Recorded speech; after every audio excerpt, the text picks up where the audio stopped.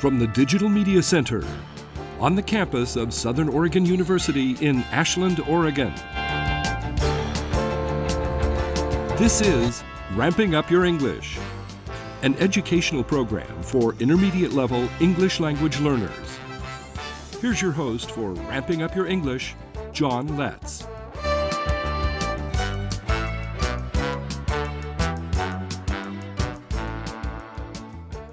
Welcome to Ramping Up Your English, winner of the Southern Oregon Television Award for Program of the Year and the award for Best Educational Program. I'm the host and producer, John Letts. Ramping Up Your English is an educational support program for intermediate English learners. It's a program for people from all language backgrounds. Ramping Up Your English is also for people of all ages. If you've already passed the beginning stages of learning English and want to reach higher levels of proficiency, this program is designed to meet your needs. We take a content-based approach to helping you reach higher levels of English proficiency. Our current thematic unit is Animals. This is segment 1 of episode 64. In our last episode, we looked at the diets of animals and the trophic levels they inhabit. We learned about food chains and food webs, including those animals that live in the ocean. Well, the ocean is exactly where we're going to focus today. But first, let's see what you remember about where animals fit in those trophic levels. If the animal you choose in your report is a producer, primary consumer, secondary consumer, or decomposer, is it an herbivore, carnivore, or omnivore? Let's watch this incredible video clip. The bald eagle swoops down and seems to effortlessly grab this fish. Its sharp talons have a hold on its next meal. Even the sliminess of the fish scales won't save it now. It's dinner. In slow motion, we see the eagle fly away with the fish, barely visible in its talons. The bald eagle is eating another animal. So what does that make it? An herbivore or a carnivore? Well, if you know the Spanish word carne, which means meat, you might have an advantage here.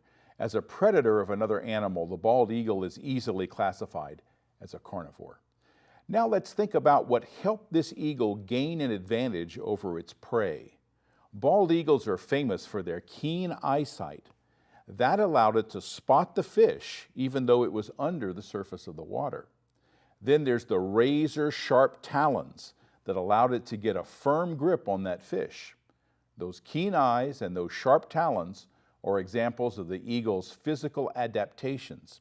It's the physical attributes of an animal that help it survive in its habitat. Now we're looking at adaptations today. First though, we have some unfinished business from our last episode on the diet of an animal. So let's start with that. Finding out the diet facts, here are several places in your source of information where you can find facts about the diet of the animal that you're researching.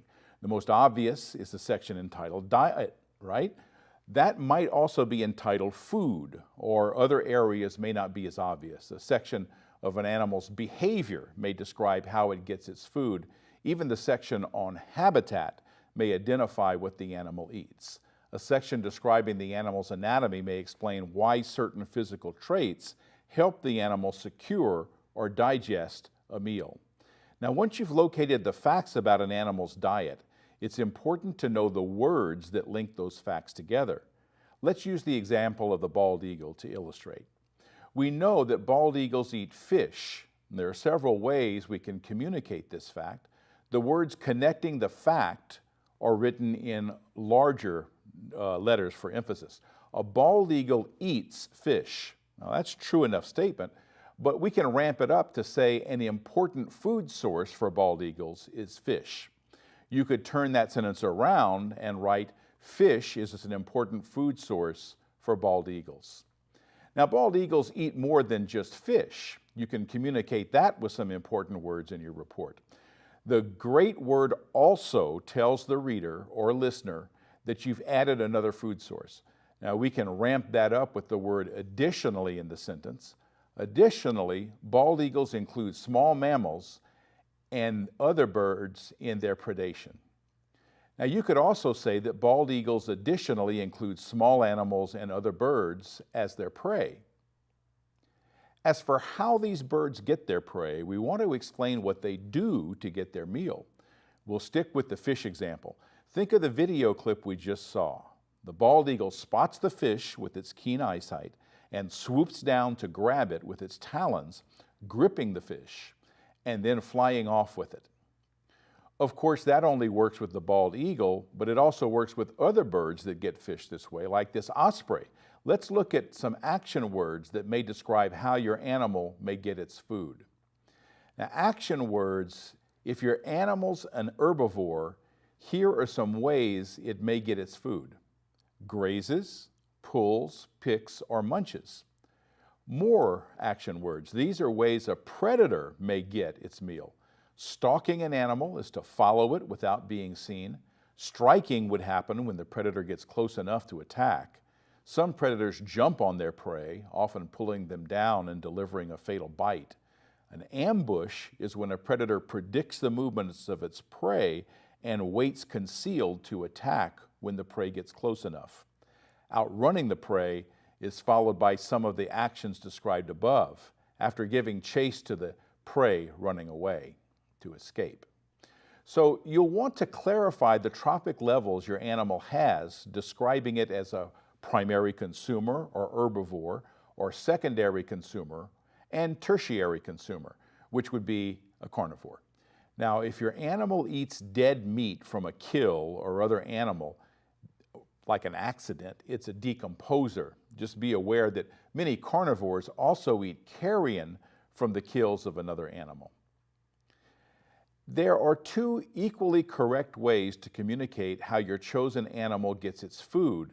Using the singular form of your animal's name indicates that you mean all animals. So if you use the singular form, be sure to follow up in singular form. So start with either the word a or the. I prefer to use a. A bald eagle gets, and notice the letter S at the end, its, this keeps it within a singular form, food by, and then describing. Now you may want to use the plural form, more directly meaning all of the animals of this species, all bald eagles. See how the words that follow change when you use the plural form. Bald eagles, now notice the S that makes it plural. Bald eagles get, now notice there's no S on the end of get, their instead of its food by. Now this is called agreement in the grammar world. It's up to you which form you use, but you must be consistent with the form you pick. It gets its food for singular. They get their food for plural. Now, some of this seems counterintuitive, I admit, but after a while it will only sound right when the noun, verb, and possessive pronoun are all in agreement. Meanwhile, do the best you can and have a native speaker check out your work if you can. Let's not spend too much time on grammar and usage. You'll pick up a lot of this as patterning, including when you watch the videos we present with this program. And today we're changing our focus from diet to adaptations. Let's start by looking at this awesome picture taken by Cal Holman. It shows a bird called an osprey snagging a fish. Now, just like the bald eagle did, the osprey is called a fish hawk in some places. They're found near water, and we have many of them here in Southern Oregon. Now, this osprey apparently has a diet similar to a bald eagle, but we're emphasizing the physical traits that allow it to feed itself and its young near these bodies of water, just like bald eagles. Ospreys have keen eyesight that allows them to spot shallow swimming fish under the surface of the water. Those sharp eyes are an osprey's adaptation that allows it to survive in its habitat. Ospreys also have sharp claws. They can grab a slimy fish and fly off with it to have a meal. They also have strong beaks for tearing up the body of that fish so they can swallow it in pieces or feed it to their chicks. All these physical features are called adaptations. Think of adaptations as an advantage an animal has over other animals and natural conditions in meeting its needs. Let's learn about some animals that live in the ocean habitat and see if you can spot adaptations that help them get their needs met in their watery environment. As we end segment 1, let's learn about seals and sea lions, two similar animals that live in the ocean. Oh yeah, there's several of them. Yeah.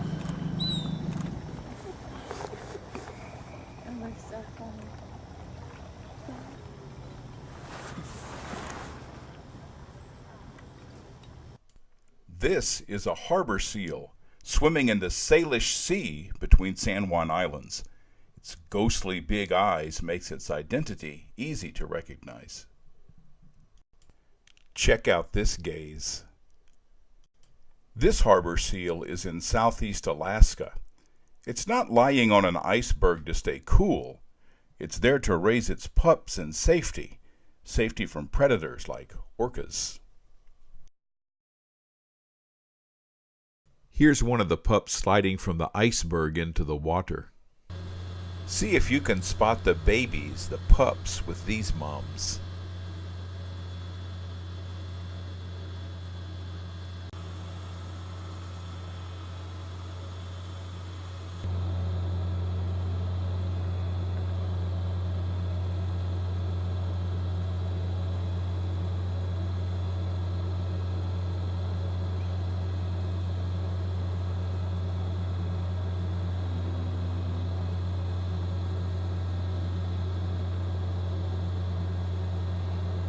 No trouble spotting this pup. It goes into the water before the mom. Here the mom goes first. Let's see if the pup follows. The pups grow quickly on mom's very rich milk. This allows it to grow a layer of fat which protects it from the cold water around all these icebergs. Watch this mother slide into the water, sure that her pup will follow. But the pup is reluctant to get in the water. It looks at our boat, then looks at the water. It knows it should follow its mother, but it's reluctant to take the plunge. Finally, after one last look, it decides there's nothing else to do. And finally, one more look at the boat, and we'll watch it slip into the water to follow its mom. Slowly it gets up there and finally slides in. Like most mammals, seal mothers care for their young until they're old enough to start their own families. These are a different species of seal. These are elephant seals. He told him, "Get away from me." These elephant seals were spotted on the coast of California and caused quite a bit of interest among people who had pulled over and were looking at the beach. Seals move a lot differently than sea lions. They don't get up and walk on their legs like sea lions. These marine mammals aren't seals at all. They're porpoises, seen here by the bow camera on a boat. They like to play in the bow wave. Yeah. Right now, those dolphins. Oh, come over this way. Is the bull looking around at him? Sometimes confused with seals, these are not seals. These are sea lions. They're hauled out on rocks in the waters outside of Alaska.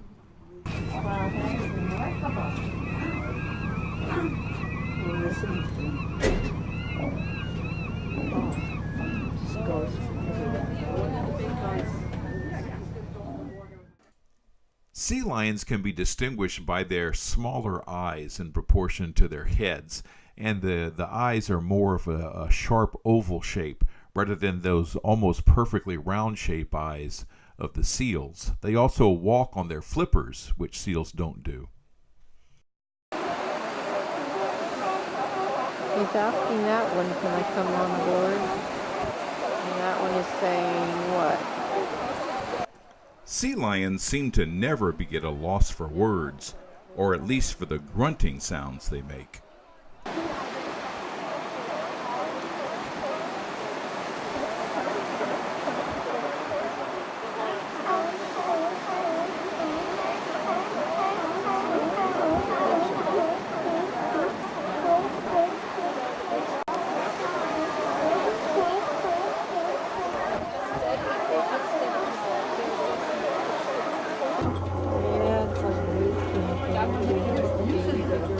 braver than the other ones. Well, look at them splashing in the water. Oh, there's so many. Looks like we've got as many stellar sea lions checking us out as there are us on the bow looking at them.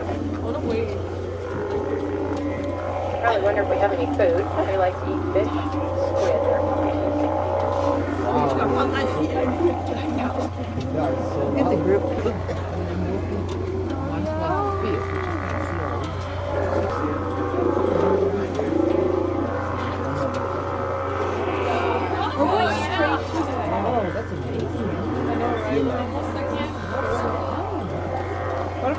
Our excited chattering on the boat must have sounded to them like mindless grunting, but that didn't stop or interfere with their own vocalizations.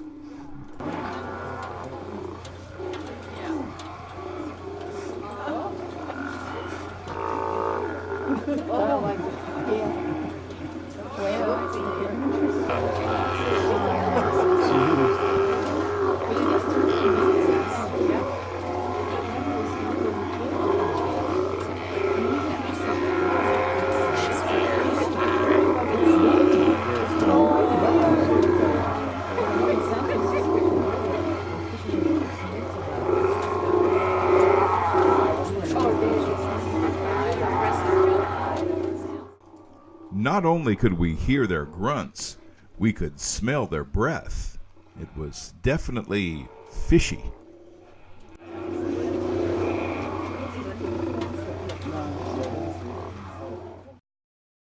You're watching Ramping Up Your English.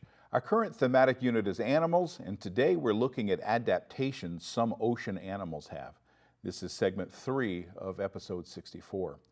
Ocean animals are also called marine animals, and since seals and sea lions are both mammals, they're called marine mammals. For our native Spanish speakers, the word marine is easy to remember because it starts with 3 letters that mean sea in Spanish, the word mar. Now think about what you learned in the video you just watched, and we'll identify the physical adaptations that seals and sea lions have that help them get their needs met in the habitat in which they live. Seals look like big sausages, their cylinder-shaped bodies pressed out with a layer of fat underneath their skin.